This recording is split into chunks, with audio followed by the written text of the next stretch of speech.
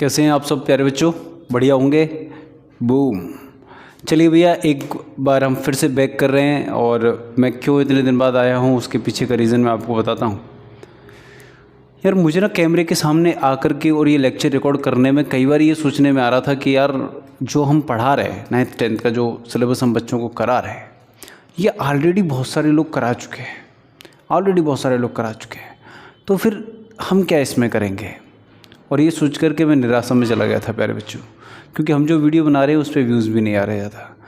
लेकिन उसके बाद हमारे माइंड ने हमें डिटर्मिनेशन दिया इस चीज़ का कि नहीं, आपको वेलकम बैक करना चाहिए और आपको दोबारा से लेक्चर्स आपको पढ़ाने चाहिए और अपलोड भी करने चाहिए, और हम ये काम कंटिन्यू करेंगे। अब चैनल की ग्रोथ और चैनल पे व्यूज़ या चैनल का जितना सपोर्ट आप कर सकते हैं ये सिर्फ़ और सिर्फ आप कर सकते हैं, और इसके लिए मैं सिर्फ़ और सिर्फ आपके ऊपर ही डिपेंडेंट हूँ। तो प्लीज़ चैनल को सपोर्ट करिएगा दोस्तों, और हम बिना कोई देर किए शुरुआत करते हैं। निराशाओं के बादलों को छांटते हुए अपना काम कंटिन्यू करेंगे। तो चैप्टर का नाम अर्थमेटिक प्रोग्रेशन, जैसा कि आपको याद होगा हम पढ़ रहे थे। मेरा राइटिंग अगर समझ में नहीं आए तो भी भैया कमेंट सेक्शन में आप बता दिया करें ताकि मैं अपना राइटिंग सुधार लूँ। अर्थमेटिक प्रोग्रेशन, इस पे एक वीडियो ऑलरेडी हम लोग बना चुके हैं कि अर्थमेटिक प्रोग्रेशन क्या होता है। तो आप सिंपल समझते हैं, ये एक सीक्वेंस है, एक नंबर्स का सेट है जिसमें जो नंबर हमारे कंटिन्यू चलते हैं उनके बीच में एक फ़िक्स डिफरेंस होता है। बोले सर कैसे? जैसे मैंने आपसे कहा 2, 4, 6, 8, 10, तो ये जो नंबरों की एक सीक्वेंस है, ये जो नंबरों की एक सीरीज़ है, इसमें हर एक नंबर के बीच में कितने का डिफरेंस आप देख पा रहे हैं? बेटा 2 का डिफरेंस देख पा रहे हैं हर नंबर के, कॉन्सिक्यूटिव नंबर्स के बीच में। यानी हम ये कह सकते हैं कि ए सीरीज़ या आप सीक्वेंस वर्ड यूज़ कर सकते हैं कि a sequence of numbers, a sequence of numbers in which difference between two consecutive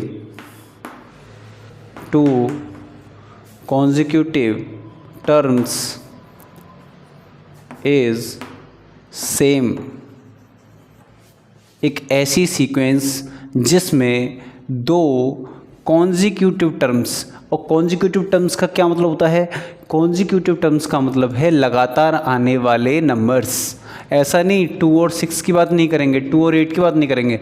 2 के बाद 4 है, 4 के बाद 6 है, 6 के बाद 8 है। इस क्रम में जो नंबर्स ये लगे हुए हैं इसी को हम कॉन्जिक्यूटिव टर्म बोलते हैं, यानी इसके जस्ट अगला नंबर। ठीक है, तो कॉन्जिक्यूटिव टर्म्स इज सेम, इनके बीच का जो डिफरेंस है वो क्या है? सेम है। ऐसी सीरीज को हम क्या कहते हैं?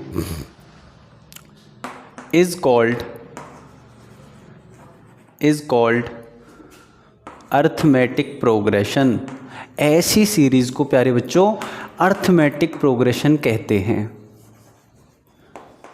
ये चीज़ें मैं आपको करा चुका हूँ उस वीडियो लेक्चर में कि, लेकिन इसको हम दोबारा से कर रहे हैं तो इन चीज़ों को हम समझते हुए चलेंगे। तब श्याम भैया, जब ये सीरीज़ जहाँ से शुरू होती है, जो इसका सबसे पहला टर्म होता है, जो एपी का सबसे पहला टर्म होता है, उसको हम फर्स्ट टर्म कहते हैं। तो ये कुछ टर्मिनोलॉजी हैं इससे जुड़ी हुई कि फर्स्ट टर्म कौन सा होता है? फर्स्ट टर्म वो टर्म होता है प्यारे बच्चों जहाँ से एपी स्टार्ट होती है। दूसरा हम बात करते हैं कि लास्ट टर्म कहाँ होता है। लास्ट टर्म क्या होता है प्यारे बच्चों? तो लास्ट टर्म वो टर्म होता है जिस जगह एपी एंड होती है, जैसे इस पूरी सीरीज़ में मैंने 1, 2, 3, 4, 5 नंबर्स लिखे हैं, तो 2 इसका फर्स्ट टर्म होगा और 10 इसका क्या होगा? लास्ट टर्म होगा। 10 इसका क्या होगा? लास्ट टर्म होगा। तो जहाँ एपी एंड होती है उसको लास्ट टर्म कहते हैं, जहाँ से शुरू होती है वो फर्स्ट टर्म होता है। और जो कॉन्जिक्यूटिव टर्म्स हैं आपके, उनके बीच में जो एक कॉमन डिफरेंस है, इनके बीच में जो डिफरेंस है उसको हम क्या बोलते हैं? कॉमन डिफरेंस बोलते हैं, क्योंकि ये सेम है। हर बारी सेम है, इन दोनों के बीच में 2 है, इन दोनों के बीच में 2 है, फिर अगले के बीच में 2 है। तो कॉन्जिक्यूटिव टर्म्स के बीच का जो डिफरेंस होता है उसको हम क्या कहते हैं, कॉमन डिफरेंस कहते हैं। और ये निकालते कैसे हैं, इसको कैलकुलेट कैसे करते हैं, इसको कैलकुलेट करते हो आप AK + 1 - AK। मतलब क्या, अगर ये पहला टर्म है A1 कह दूँ इसको, यानी K की वैल्यू 1 डालूँ तो क्या आएगा बेटा, A1 + 1 यानी A2 - A1। इसका मतलब ये है कि हमेशा जब भी आप कॉमन डिफरेंस कैलकुलेट करेंगे तो वो आप आगे वाले टर्म्स में से पिछले वाले टर्म को माइनस करेंगे। छोटा बड़ा होने से कोई डिफरेंस नहीं होगा। यानी अगर ये ऐसे भी लिख दूँ मैं 10, 8, 6, 4, 2, तब भी ये एक अर्थमेटिक प्रोग्रेशन है, क्योंकि इसमें दोनों टर्म्स के बीच में डिफरेंस कितने का है, -2 का। कितने का डिफरेंस है प्यारे बच्चों, -2 का डिफरेंस है। यानी डिफरेंस प्लस में भी हो सकता है, माइनस में भी हो सकता है। अर्थमेटिक प्रोग्रेशन इंक्रीजिंग ऑर्डर में भी हो सकता है, डिक्रीजिंग ऑर्डर में भी हो सकता है, और ये डिफरेंस 0 भी हो सकता है। ये वाली बात मैं अभी बताऊँगा आपको, ठीक है। तो जब हम निकालेंगे डिफरेंस तो हमेशा अगले टर्म में से पिछला टर्म ही माइनस करेंगे, चाहे ये छोटा हो या बड़ा हो, उससे कोई लेना देना नहीं है। तो कॉमन डिफरेंस के बारे में एक और ख़ास बात जो हमें पता चली वो मैं अभी यहाँ लिख देता हूँ।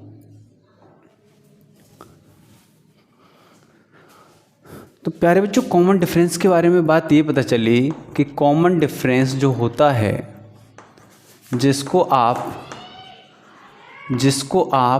D से डिनोट करते हो, ये it can be positive, negative और 0।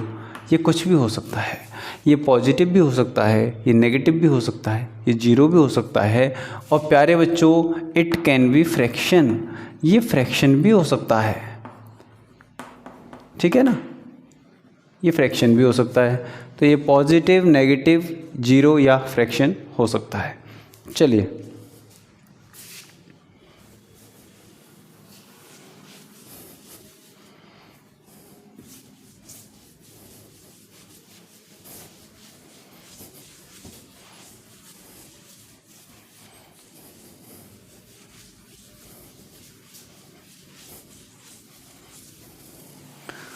तो अब समरी के तौर पे कुछ चीज़ों को आप ध्यान रखेंगे। मैं आपको समराइज़ कर रहा हूँ यहाँ पर। तो इस चैप्टर की समरी में ध्यान रखेंगे बेटा कि एक होता है फर्स्ट टर्म, जिसको आप A से रिप्रेजेंट करते हो, ये AP का फर्स्ट टर्म कहलाता है। दूसरा, आप एक जनरल nth टर्म निकाल सकते हो। सबसे पहले चलिए कॉमन डिफरेंस को देख लेते हैं कि कॉमन डिफरेंस होता है, और इस कॉमन डिफरेंस को आप डिनोट कैसे करते हो, D से, और ये हमेशा AN + 1 - AN के बराबर होता है। यानी जो टर्म भी आप पकड़ोगे उसके अगले टर्म में से इसको माइनस करके आप कॉमन डिफरेंस कैलकुलेट कर सकते हो।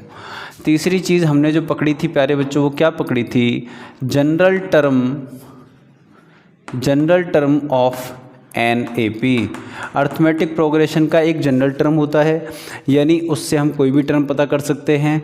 तो वो क्या होता है, वो होता है प्यारे बच्चों AN। इसको कैसे रिप्रेजेंट करते हैं, AN से रिप्रेजेंट करते हैं, और ये A + n - 1 × D के बराबर होता है। A + n। अब ये कैसे होता है, ये मैंने उस वीडियो में आपको बता रखा है, उसका लिंक हम दे देंगे, आप उसको जाकर देख लीजिएगा, ठीक है। तो फिलहाल तो आप समरी कर रहे हैं, समरी आपको बस ये याद रखना है कि AN जो होता है वो A + n - 1 × D होता है। इसको आप ऐसे भी समझ सकते हैं कि nth टर्म ऑफ AP, मैं इसको वर्ड्स में भी लिख देता हूँ, equal to first term plus n, not nth term, n - 1 × difference. और ये डिफरेंस कौन सा, कॉमन डिफरेंस की बात कर रहे हैं। तो ये चीज़ जो ऊपर हमने फॉर्मूले के रूप में लिखी है, इसमें जो सिंबल्स हैं उनका मीनिंग मैंने बता दिया। AN का मतलब होता है प्यारे बच्चों nth टर्म, ठीक है, जैसे दूसरा टर्म, तीसरा टर्म, चौथा टर्म, पाँचवा term, 10th term, 11th term, ऐसे। और A ये हमारा फर्स्ट टर्म है, और एन जो है वो नंबर ऑफ टर्म्स है। एन क्या रिप्रेजेंट करता है यहाँ? Number of terms. और प्यारे बच्चों डी जो है ये डी क्या है? कॉमन डिफरेंस है, कॉमन डिफरेंस ऑफ एपी। इतनी सी बातें हैं, ये चीज़ हमारी समझ में आ रही हैं, पकड़ में आ रही हैं। बहुत ज़्यादा चिल्ला करके बात नहीं कर सकता क्योंकि उससे मेरा सर दुखने लगता है, थोड़ी मुझे परेशानी है, लेकिन फिर भी आप लोग प्यार से समझेंगे, प्यार से आप सारी चीज़ों को दिमाग में डालने की कोशिश करते रहें। चलिए बेटा,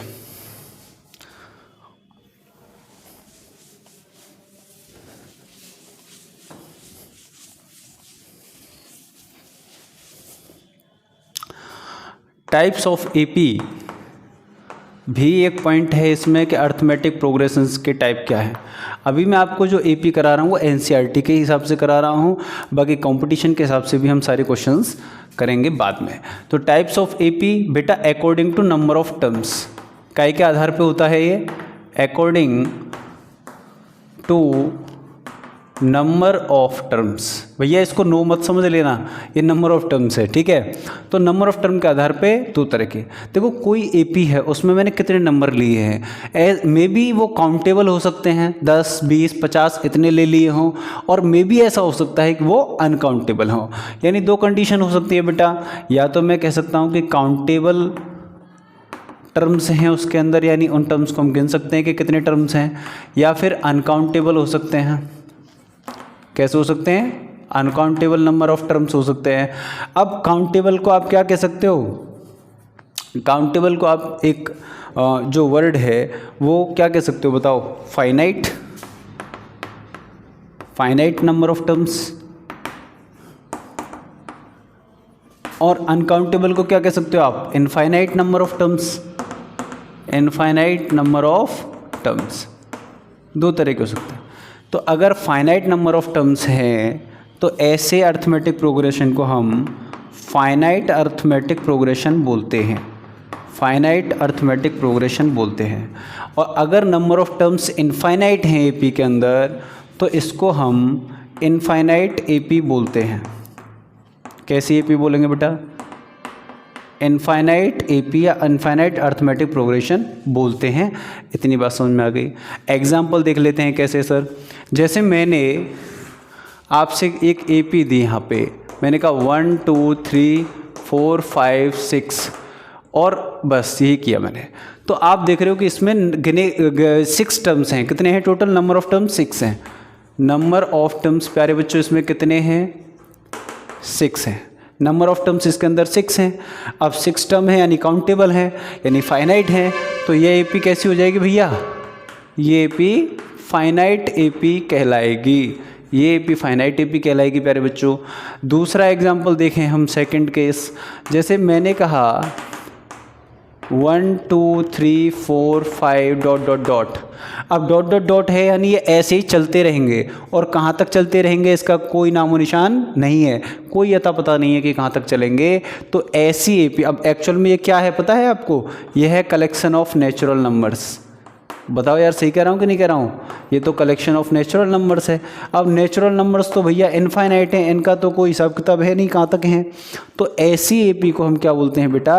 जिसमें फाइनाइट नहीं होंगे तो इनफाइनाइट नंबर ऑफ टर्म्स होंगे, और ऐसी एपी को ही हम बोलेंगे इनफाइनाइट एपी। कैसी एपी बोलेंगे बेटा? Infinite AP. बस इतनी सी बात थी, इसको नोट डाउन कर लीजिए आप। चलिए आगे बढ़ते हैं। ओके,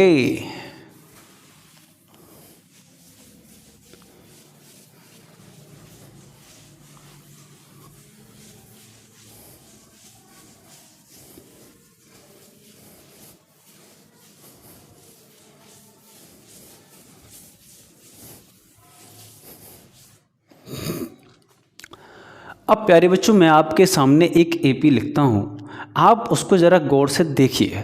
बस आपको देखना है, बाकी समझाना मेरा काम है। मैंने यहाँ पर आपके सामने एक अर्थमेटिक प्रोग्रेशन लिख दिया। मैंने यहाँ पर लिख दिया सर 1 3 5 7 9 11। तो आपको समझ में आ गया कि श्याम भैया ये तो ऑड नंबर की सीरीज़ है। बोलो सही बात है कि नहीं है। इस सीक्वेंस के अंदर सारे नंबर कैसे हैं, ऑड नंबर्स हैं। अच्छा ऑड नंबर्स हैं तो मैं आपसे क्या ये बात पूछ सकता हूँ कि इसमें फर्स्ट टर्म क्या है, तो आप कहोगे सर इसमें जो फर्स्ट टर्म है जिसको हम कैसे रिप्रेजेंट करते हैं, ए से। बेटा ए या A1 बात एक ही है, ए या A1 बात एक ही है। ये क्या है हमारे पास, 1 है।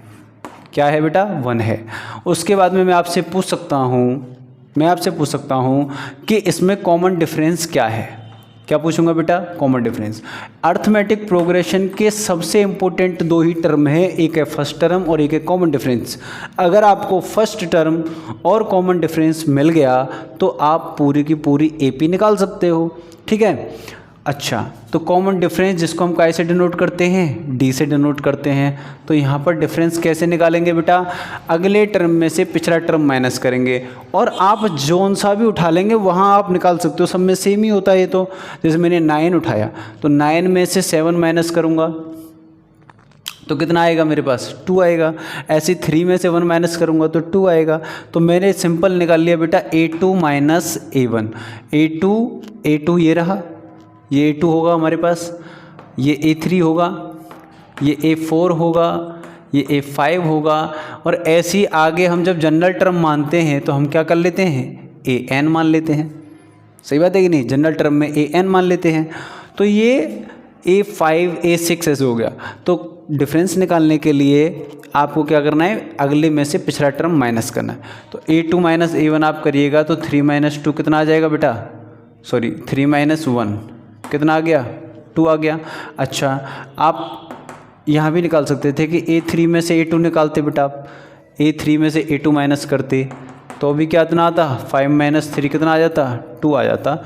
लेकिन मैं आपको ये क्यों करा रहा हूँ, देखिए समझिए मैं क्यों बता रहा हूँ। कभी कभी ऐसा होगा कि ये नंबर आपको शुरू में एक टर्म में आप डिफरेंस नहीं पता कर सकते। सबसे इम्पोर्टेंट जो बात मैं यहाँ बताना चाह रहा हूँ कि आपको कॉमन डिफरेंस निकालने के लिए,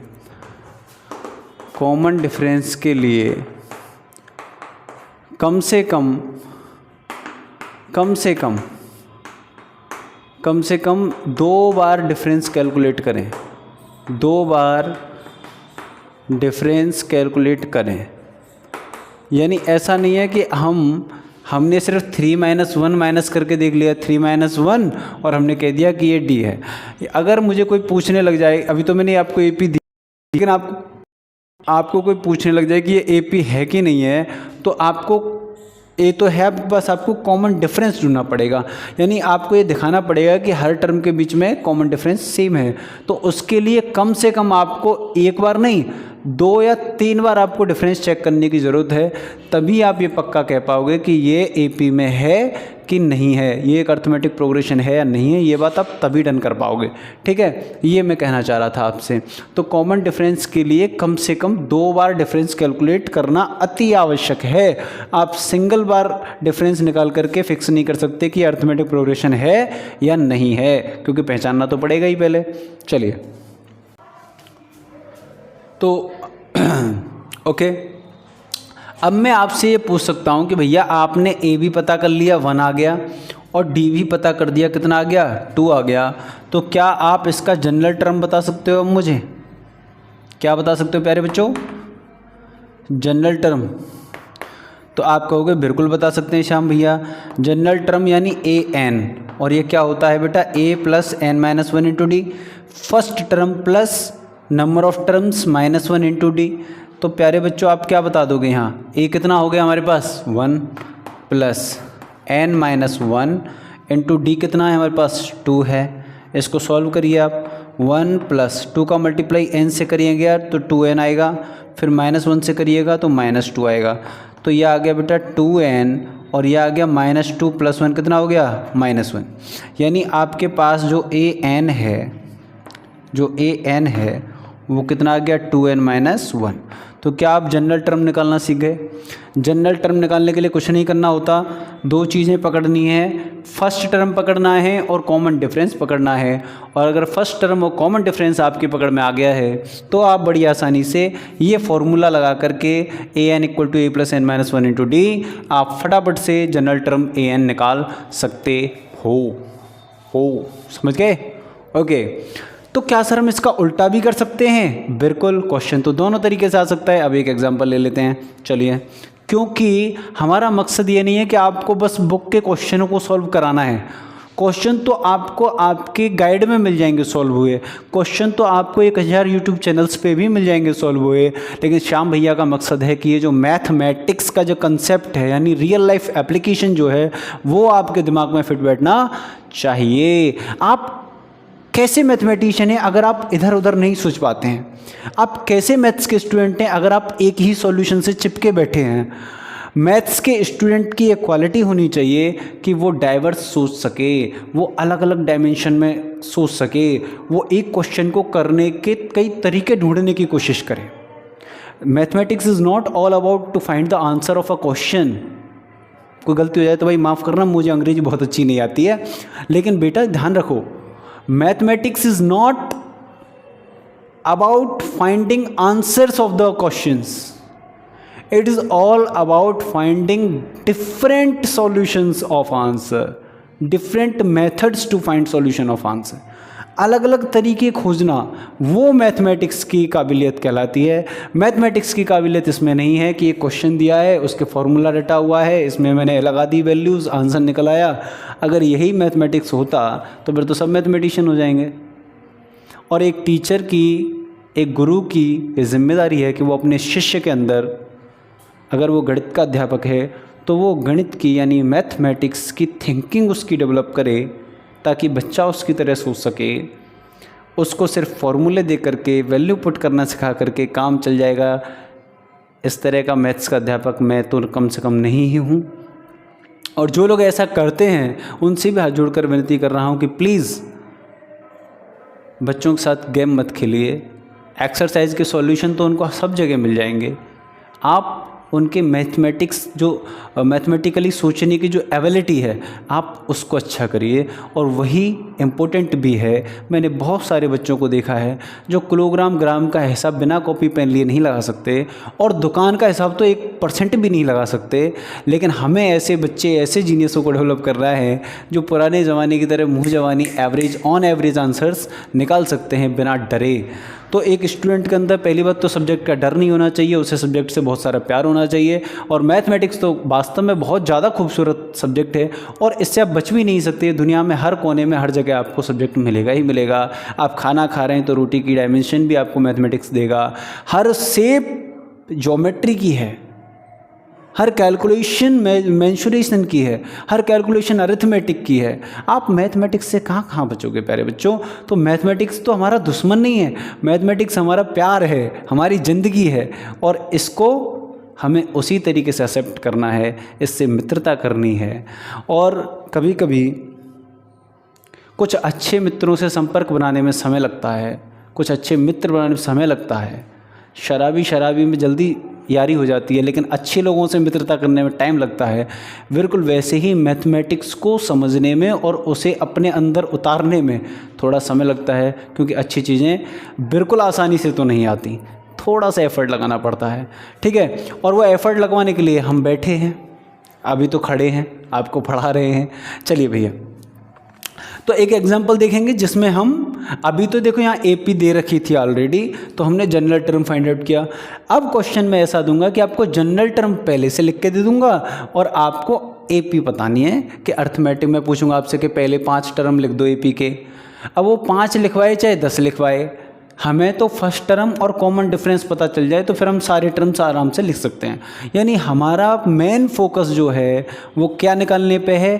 फर्स्ट टर्म यानी पहला नंबर जहाँ से यूपी शुरू होगी, और उसके बाद में जो जुड़ेगा या घटेगा उसमें से भाई 2 ही काम होंगे, या तो डिफरेंस जुड़ता है या डिफरेंस कम होता है यानी माइनस होता है। तो मुझे वो डिफरेंस पता चल जाए तो मैं आराम से सारे काम कर सकता हूँ। चलिए भैया,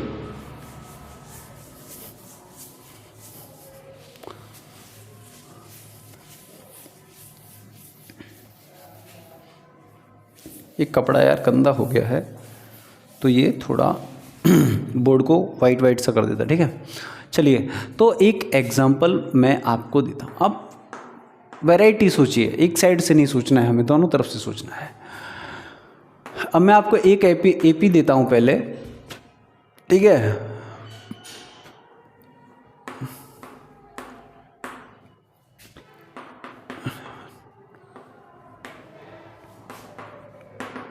ये मैंने आपको एक एपी दे दी है। सबसे पहले ये बताइए कैसी है, फाइनाइट एपी है या इनफाइनाइट, बताओ भाई। ये फाइनाइट है या इनफाइनाइट एपी है, पहले तो ये बता दो मुझे।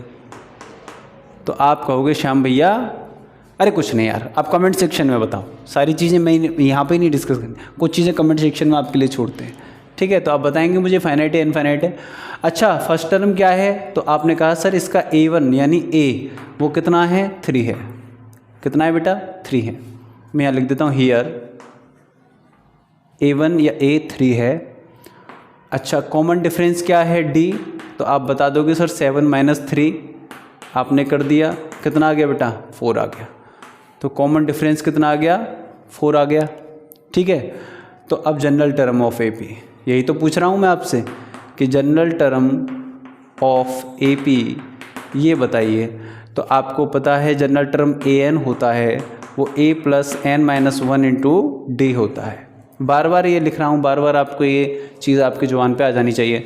तो प्यारे बच्चों AN क्या हो जाएगा फिर, आप कहोगे फर्स्ट टर्म कितना है, 3 है, प्लस n - 1 तो n तो n ही है, वो तो पता ही नहीं है हमें, × D 4 है। चलिए निकालिए भाई, क्या आएगा, 3 + 4 का मल्टीप्लाई n में करेंगे प्यारे बच्चों 4n आ जाएगा, -4 का 1 से करेंगे 4 आ जाएगा। तो ये आ गया मेरे पास प्लस का 4n और माइनस का 1, ये आ गया AN। क्या आ गया प्यारे बच्चों, AN। यानी इस AP का जनरल टर्म AN 4n - 1 होगा।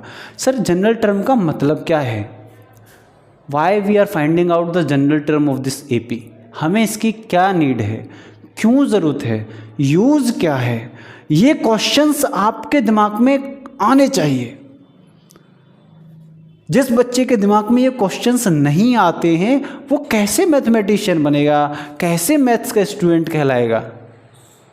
एक अच्छे मैथमेटिक्स के स्टूडेंट्स के दिमाग के अंदर बहुत सारे क्वेश्चन आने चाहिए। जी हाँ, बहुत सारे क्वेश्चंस, चीज़ को देखते ही 4-5 क्वेश्चन उसके दिमाग में दागने चाहिए एकदम से खड़ा। ये क्यों है, कैसे आया, क्यों हुआ, ये हुआ, वो हुआ। जब तक ये 4-5 तरह के क्वेश्चन आपके दिमाग में नहीं आए, क्यों, क्या, कैसे, कम से कम 3 तो आनी चाहिए, तो आप मैथमेटिक्स के स्टूडेंट बनने की योग्यता नहीं रखते। मैथमेटिक्स के स्टूडेंट की सबसे पहली योग्यता है प्रश्न करने की योग्यता। दिमाग में तुरंत प्रश्न आना चाहिए चीज़ को देखते हैं। तो पहले आप क्वेश्चंस बनाने की, क्वेश्चन सोचने की क्षमता अपनी बढ़ाइए धीरे धीरे। मैं बढ़वाऊँगा, मैं भी बढ़वाऊँगा। सर हम ये जनरल टर्म निकालते ही क्यों हैं, ये है क्या, क्यों है इसकी ज़रूरत, लप्पू सा सचिन है सर, बोलना इस पे आवे ना, क्या बात करते हुए। नीड क्या है जनरल टर्म की, क्वेश्चन आता है इसलिए नीड है क्या, नहीं, क्वेश्चन आता है इसलिए नीड नहीं है प्यारे बच्चों। नीड क्यों है समझिए।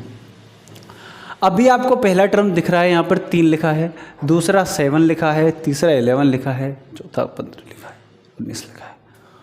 मैंने आपसे पूछ दिया कि बेटा अगर ये नंबर ऐसे ही चलते रहे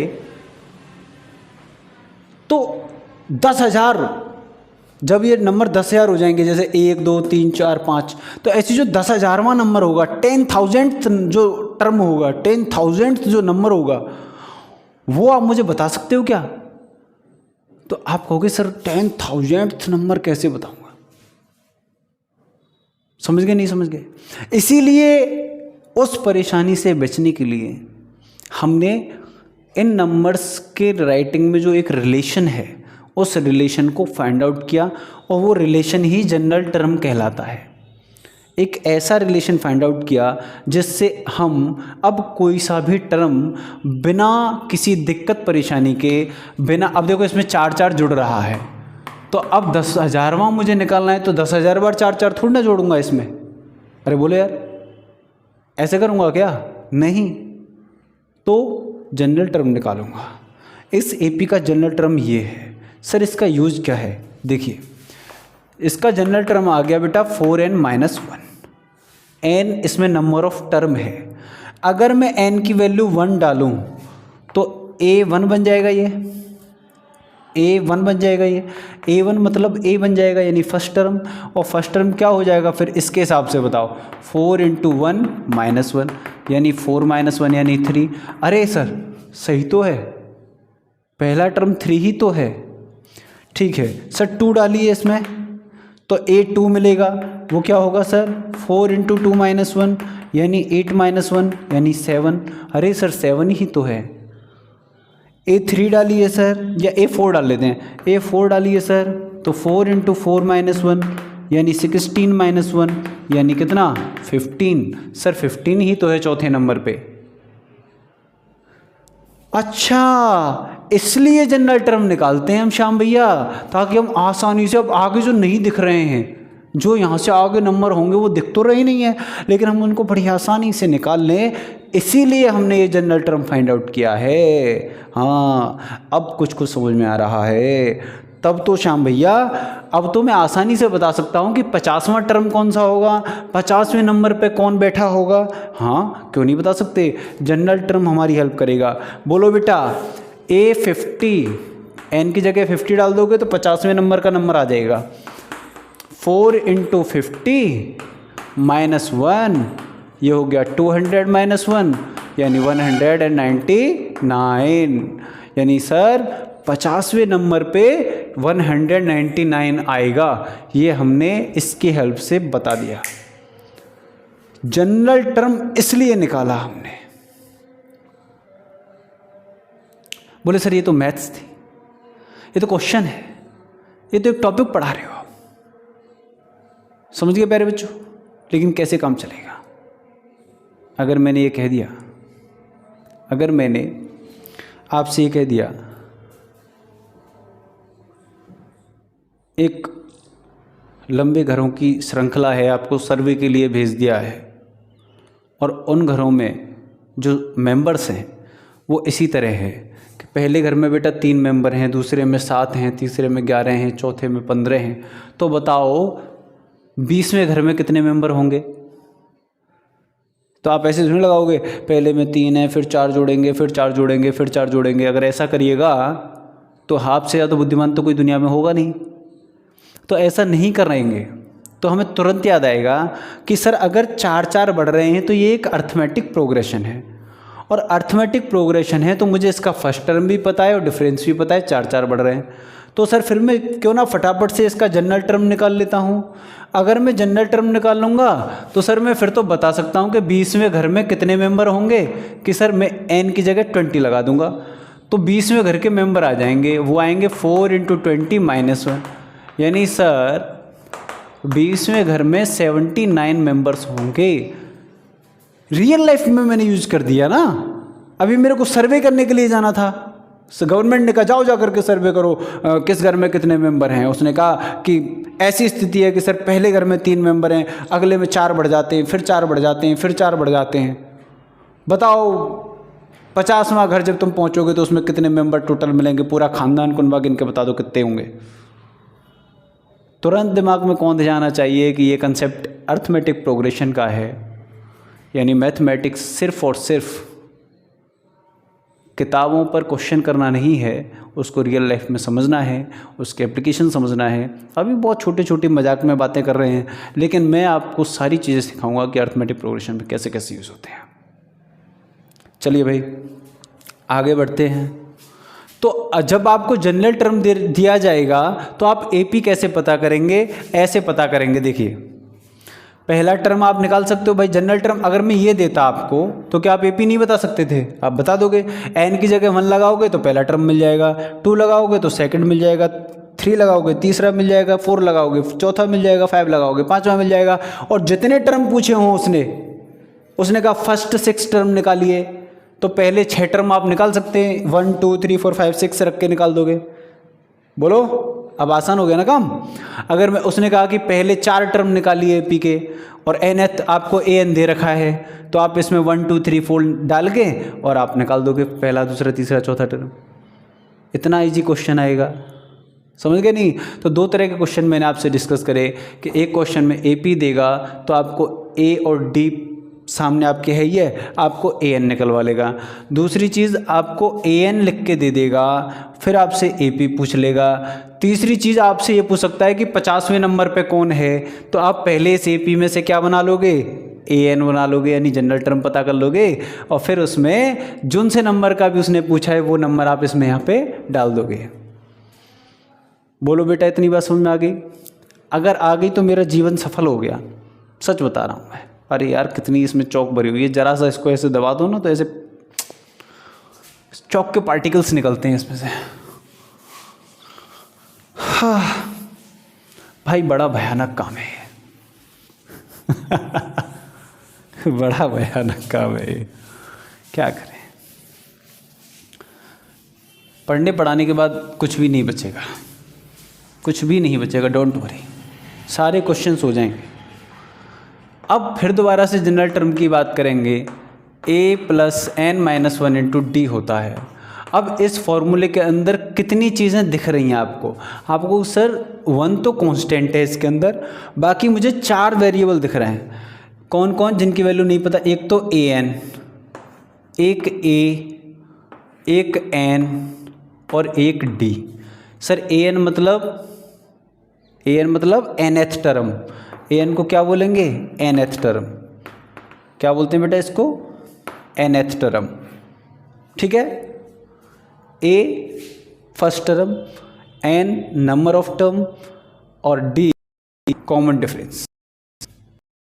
अब जो बहुत ही बच्चा क्वेश्चन उसमें वो क्या करेगा, आपको तीन चीजें दे, कोई तो क्या आप नहीं निकाल पाएंगे प्यारे बच्चों? भाई 4 हमें हैं, 3 हमें दे देगा ऑलरेडी, तो चौथी वैल्यू इसमें आप सारी वैल्यू पुट कर दोगे, जो नहीं होगी वो कैलकुलेट होकर निकल आएगी। बहुत सिंपल है, बहुत आसान है, ठीक है। एक काम ये हो गया, तो ये डन हो गया मामला आपका। इधर से 4 वेरिएबल हैं, कोई 3 वैल्यू दे देगा, उसके बाद में आप nth टर्म निकाल दोगे, ठीक है। लेकिन अगर उसने ऐसा नहीं किया, अगर उसने एक से ज़्यादा वैल्यू छुपा ली आपसे, एक से ज़्यादा वैल्यू छुपा ली आपसे, तब आप क्या करिएगा बेटा, सुनिए। अगर एक ही वैल्यू छुपाएगा तब तो आप डायरेक्ट निकाल ही दोगे, इसमें 3 वैल्यू दे देगा, एक छुपा लेगा तो आप आराम से कर दोगे। लेकिन अगर एक से ज़्यादा छुपाएगा तो फिर वो आपकी हेल्प करेगा। हेल्प क्या करेगा, वो 2 an देगा आपको। मान लीजिए एक उसने am दे दिया, इसकी वैल्यू बता देगा, ठीक है। एक वैल्यू तो am की बता देगा और एक वैल्यू an की बता देगा, 2 वैल्यू बताएगा। यानी कोई 2 टर्म दे देगा आपको, एक mth टर्म दे दिया, वो कह देगा कि भैया 7वें नंबर पे 7th टर्म ये है और 8th टर्म ये है। 2 टर्म दे दिए उसने आपको, 7th टर्म ये है, 4th टर्म ये है, 2 टर्म दे देगा आपको। तो 2 टर्म देने से हमें फ़ायदा हो जाएगा क्या, 2 टर्म देने से हम a और d पता कर लेंगे। 2 टर्म होंगे, जैसे उसने कहा a7 दे दिया मुझे, तो a7 क्या हो जाएगा, a7 उसने कहा मान लीजिए कि भैया a7 7 है और उसने कहा बेटा a5 5 है, तो मेरी समझ में आएगा कि a7 का मतलब क्या होता है, a + 6d। बोलो बेटा, a + n-1 into D, n7 है, देखो इसी में रखेंगे ना, a + n-1 इंटू डी, तो a7 है तो 1 कम 6d, और इसकी वैल्यू कितनी दे दी उसने मुझे, 7 दे दी। अच्छा सर a + 4d, इसकी वैल्यू कितनी दे दी, 5 दे दी। अब ये 2 लीनियर इक्वेशन नहीं बन गई क्या, बताओ, लीनियर इक्वेशन इन 2 वेरिएबल बन गई। अब इसको आप सॉल्व करना जानते हैं 9th क्लास से कि माइनस माइनस माइनस, a से 1 ख़त्म हो गया, 6d में से 4d गया तो 2d आ गया, और इधर 7 - 5 गया तो 2 आ गया। तो यहाँ से d की वैल्यू कितनी आ गई प्यारे बच्चों, 1 आ गई। इतना तो आप जानते हैं, ये डिवाइड लग जाएगा इसमें, तो मैंने d निकाल लिया। अब जब मैं d कैलकुलेट कर लूँगा तो इनमें से किसी एक इक्वेशन में d की वैल्यू रख करके मैं a की वैल्यू पता कर लूँगा। मतलब समझ में आ गया कि अगर वो इनमें से चीज़ें छुपाएगा हमसे, मान लो a भी छुपा लिया, d भी छुपा लिया, तो वो हमें 2 an दे देगा। 2 क्या दे देगा, an दे देगा। तो 2 an से 2 इक्वेशन बन जाएंगी, और उन 2 इक्वेशन की हेल्प से मैं d यानी कॉमन डिफरेंस निकाल लूँगा और फर्स्ट टर्म भी निकाल लूँगा। अब जब फर्स्ट टर्म आ गया और कॉमन डिफरेंस भी आ गया, तो फिर तो आप AP नहीं निकाल लोगे, क्या बताओ, सर फिर तो AP ही मिल जाएगी। हमने बताया कि AP के लिए दो ही चीज़ें बहुत ज़रूरी हैं, एक है फर्स्ट टर्म और दूसरी है कॉमन डिफरेंस, और वो हमने यहाँ निकाल ली भाई। दो इक्वेशन बन गई, सॉल्व करके हमने A और D की वैल्यू निकाल ली, तो हमारा काम ख़त्म हो गया। तो एक ऐसा क्वेश्चन और एक ऐसा क्वेश्चन, ये दोनों आपकी समझ में आगे नहीं आए हैं तो इस वीडियो को थोड़ा रिवर्स करके पीछे से देख लेना चला के। ओके ओके, एक नया कंसेप्ट और सीख लेते हैं इसके बाद।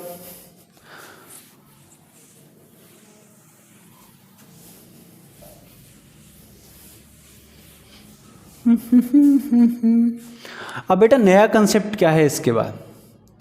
इसके बाद में जो नया कंसेप्ट है वो है प्यारे बच्चों अरिथमेटिक मीन। क्या है? Arithmetic mean. अब मीन का मतलब तो आप बचपन से पढ़ते आ रहे हो।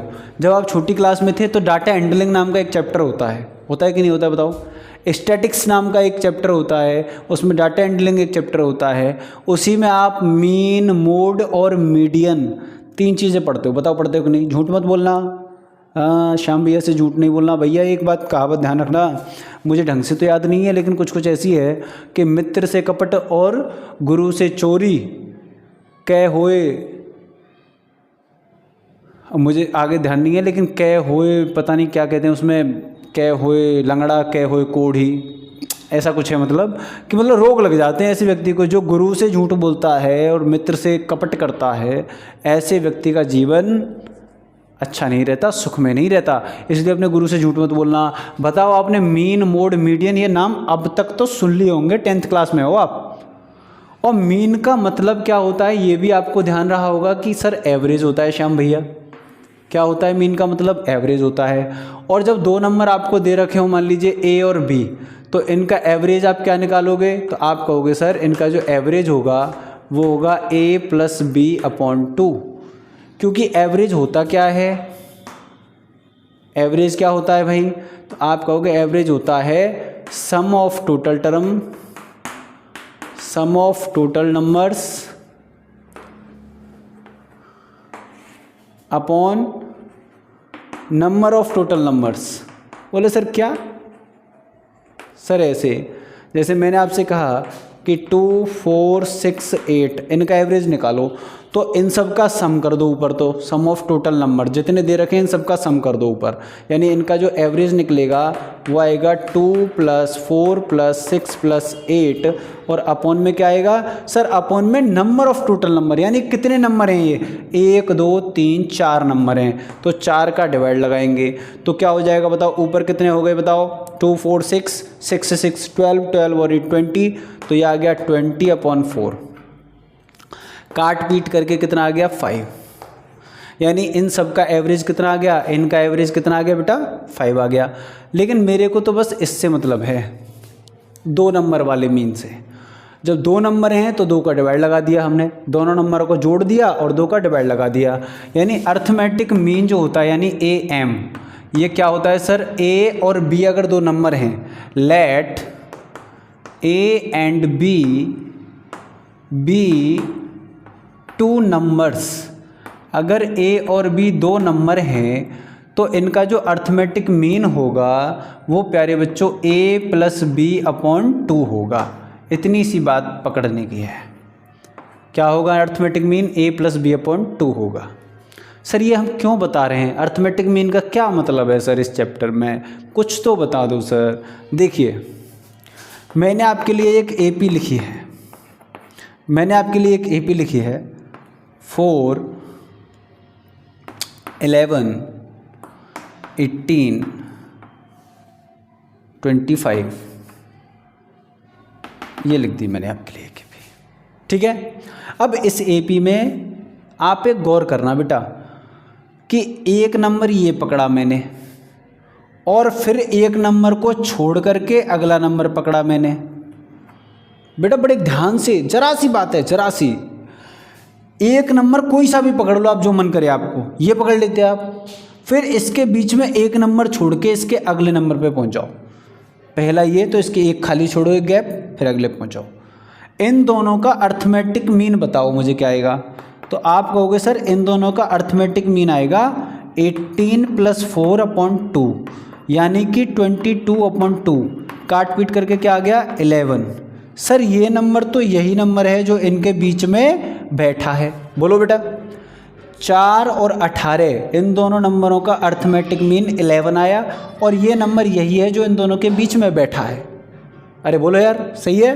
अच्छा सर अगर मैं 11 को उठाता तो, चलिए सर 11 को उठाइए, 11 को उठाइए सर।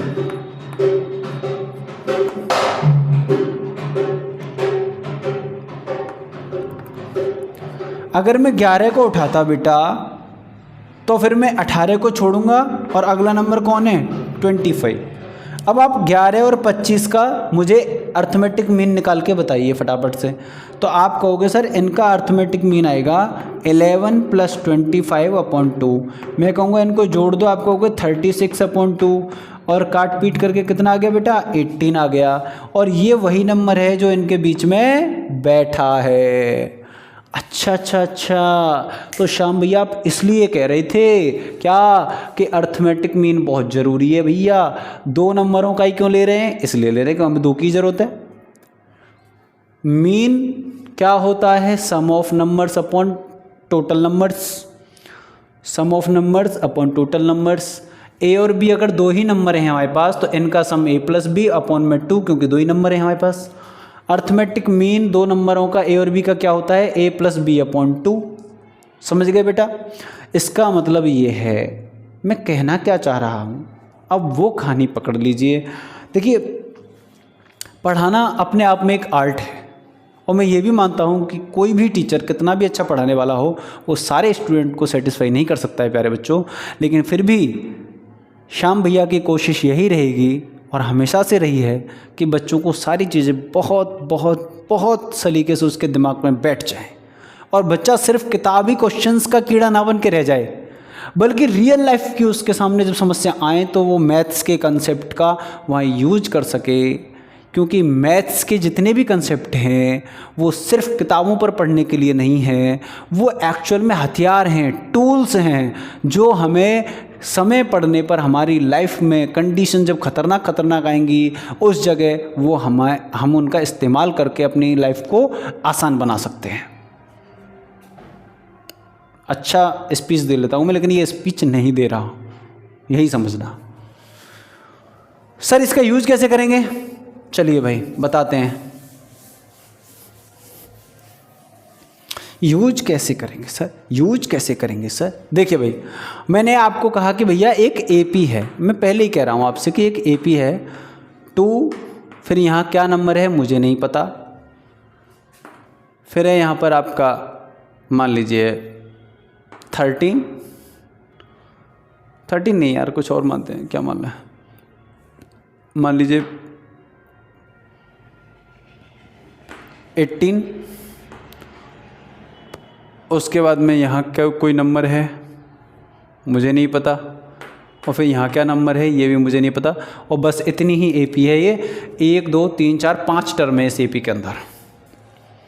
सबसे पहले तो कमेंट सेक्शन में मुझे ये बताएं कि ये वाली एपी फाइनाइट है कि इनफाइनाइट है। ठीक है, ये तो बहुत आसान सा क्वेश्चन है, आप बता दोगे।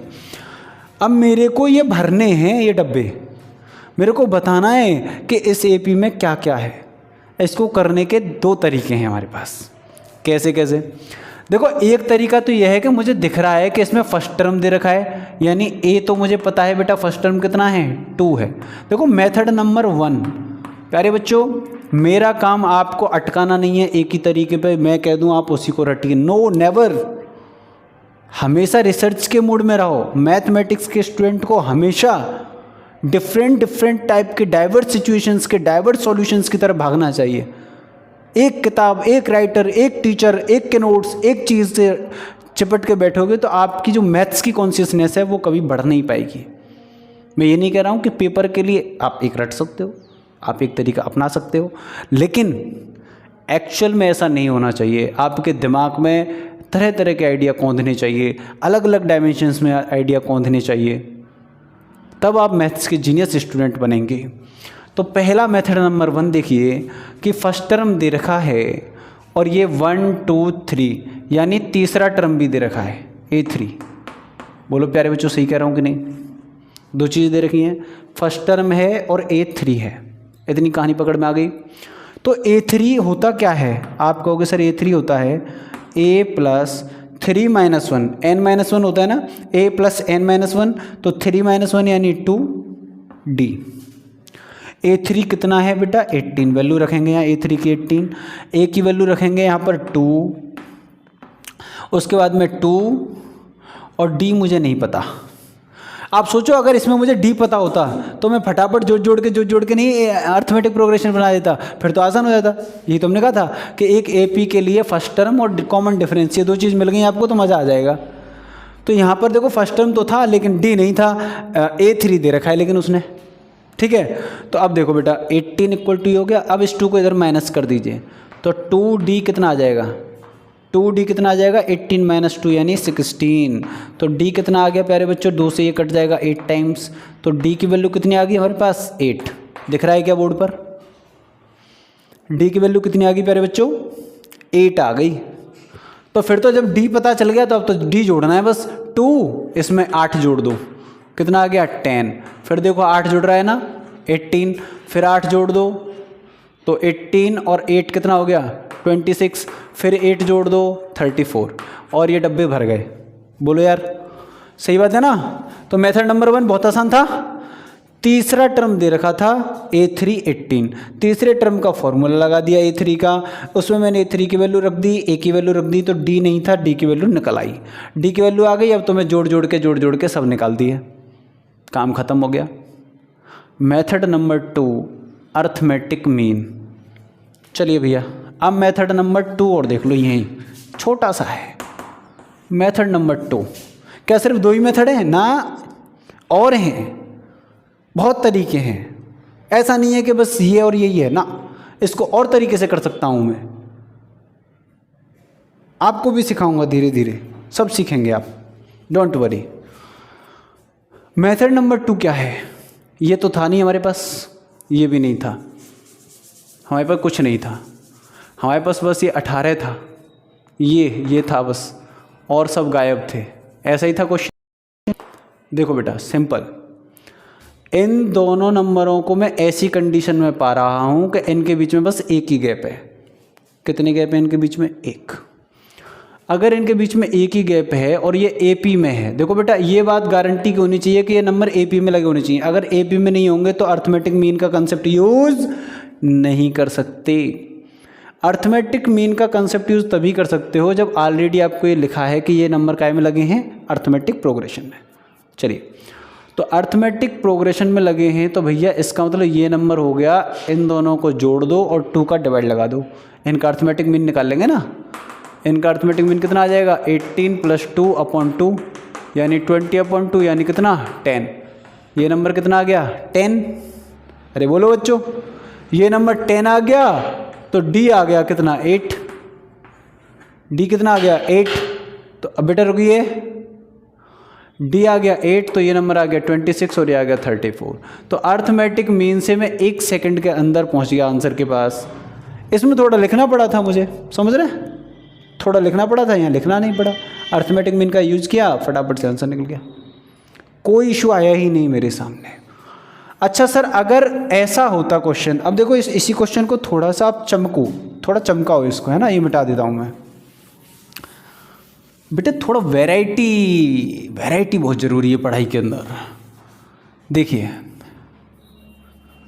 अब इस बारी मैं क्या कह रहा हूँ कि इस बारी आपको ये नंबर दिया होता, मान लो 34, और ये 3 डब्बे खाली होते आपके, तो क्या करते सर? तो एक तो मेथड नंबर वही है 1, और मेथड नंबर 1 क्या कहता भैया? गिन लो कैटर में 1 2 3 4 5। सर A5 दे रखा है कितना? 34। A5 क्या होगा? तो आप कहोगे सर A5 होता है A + 5 - 1 × D यानी 4D। A + 4D होता है। इसका मतलब सर A5 की वैल्यू तो 34 लगा दो यहाँ पर, फिर A की वैल्यू 2 लगा दो यहाँ पर, फिर 4D। आप 2 को माइनस कर दोगे तो 32 आ गया। इक्वल टू 4D आ गया प्यारे बच्चों। इसका मतलब D को आप इसमें माइनस, इसको आप डिवाइड लगा दोगे, सॉरी मैं क्या कर रहा हूँ मेरे खुद समझ में नहीं आ रहा। अच्छा तो D की वैल्यू कितनी आ गई श्याम भैया, 4 8 जा 32, 8 आ गई। अरे भैया जब D 8 आ गया तो अब तो आप D जोड़ के आप ये सारे फिल कर सकते थे, एक मेथड। लेकिन अगर प्यारे बच्चों मैं ये कहूँ कि आप इसमें अर्थमेटिक मीन यूज़ कर सकते हो, जो कि मेथड नंबर 2 मैंने आपको सिखाया है। तो देखो कैसे, मैंने देखा कि इन दोनों नंबरों के बीच से मैं ये 2 हटा दूं, और देखिए इधर अगर ये डब्बा हटा देता हूँ, देखो इसको एक को हटाएंगे, इधर एक ये दबा दिया, एक ये दबा दिया, ठीक है। तो देखो बीच में होना चाहिए नंबर, अर्थमेटिक मीन की क्वालिटी क्या है, वो सेम डिफरेंस पे होगा। तो यहाँ से 2 डब्बे ये इधर खा जाओ, 2 डब्बे इधर खा जाओ, तो बीच में एक डब्बा बचा। इसका मतलब ये है कि यहाँ पर हम अर्थमेटिक मीन का कंसेप्ट लगा सकते हैं।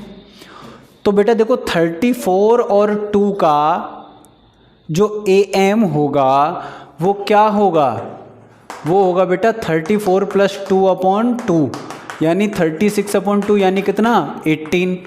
अरे श्याम भैया जब ये 18 होगा तो ये बिल्कुल बीच में बैठेगा, जाके कहाँ बैठेगा, बीच में। क्योंकि अर्थमेटिक मीन होता है वो दोनों नंबरों के एकदम कहाँ होता है, मिडिल में होता है, एकदम बीच में होता है, सेंटर में। तो इसका मतलब 2 डब्बे इधर छोड़े, 2 डब्बे इधर छोड़े, तो जो बीच का जो नंबर बना हमारा वो इन दोनों नंबरों का अर्थमेटिक मीन होगा। थोड़ी सी टिपिकल सी बात थी, क्या बात समझ में आई। ये जो बीच में अर्थमेटिक मीन है ये बिल्कुल सेंटर में होता है। इसका मतलब 2 डब्बे इधर छोड़े हैं, 2 डब्बे इधर छोड़े हैं, तो जो बीच में है वही इन दोनों नंबरों का अर्थमेटिक मीन होगा, बिल्कुल सेंटर में। कितना आ गया बेटा, 18 आ गया। ओके, अब 18 और 2 इनका अर्थमेटिक मीन कितना हो गया, 10 हो गया।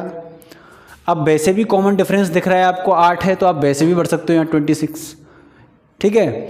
इसका मेरा कहने का मतलब ये है कि अर्थमेटिक मीन का जो कंसेप्ट है वो बहुत ही गजब का कॉन्सेप्ट है। इसका एप्लीकेशन जब आप सीख जाते हैं तो आप बड़ी आसानी से सारे क्वेश्चंस कर सकते हैं। तो चूंकि लेक्चर्स हमारे ऑलरेडी बहुत बड़े हो चुके हैं और अर्थमेटिक मीन तक की आज हम बात कर चुके हैं, मैंने सारी चीज़ें बहुत अच्छे से डिफाइन करने की कोशिश करी है और आशा यही करता हूं कि आपको ये सारी चीज़ें समझ में आई होंगी।